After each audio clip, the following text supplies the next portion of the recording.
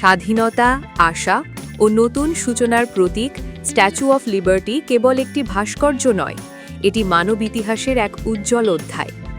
১৯০০ শতকের শেষ ভাগে মার্কিন যুক্তরাষ্ট্রের স্বাধীনতার শতবর্ষ উদযাপন উপলক্ষে ফ্রান্স এই বিশাল মূর্তিটি উপহার দেয়।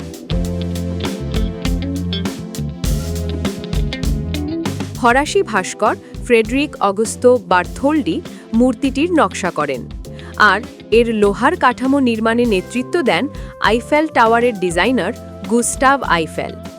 মূর্তিটির আনুষ্ঠানিক নাম লিবার্টি এনলাইটেনিং দ্য ওয়ার্ল্ড, অর্থাৎ বিশ্বকে আলোকিত করা স্বাধীনতা। ১৮৮৬ সালের ২৮ অক্টোবর এটি আনুষ্ঠানিকভাবে উদ্বোধন করা হয়। ডান হাতে থাকা মশাল আলোর, জ্ঞান ও পথনির্দেশের প্রতীক। বাম হাতে থাকা ট্যাবলেটে রোমান অঙ্কে খোদাই করা আছে ৪ জুলাই ১৭৭৬, যুক্তরাষ্ট্রের স্বাধীনতা ঘোষণার দিন। মুকুটের ৭টি কাঁটা পৃথিবীর ৭ মহাদেশ ও ৭ সাগরের প্রতীক, যা স্বাধীনতার বিশ্বজনীন বার্তা বহন করে।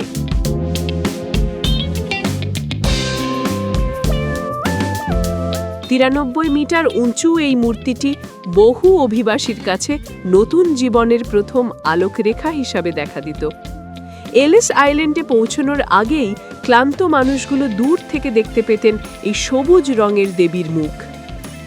১৯ শতকের শেষ ও ২০ শতকের শুরুতে লক্ষ লক্ষ অভিবাসীর জন্য এই মূর্তি ছিল আশা, নিরাপত্তা এবং নতুন জীবনের প্রতিশ্রুতি।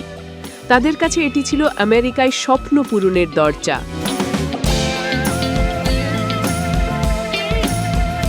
স্ট্যাচু অফ লিবার্টি শুধু একটি শিল্পকর্ম নয়, এটি মানবজাতির চিরন্তন সংগ্রাম, স্বাধীনতা, সমতা এবং মানবাধিকারের শক্তিশালী প্রতীক।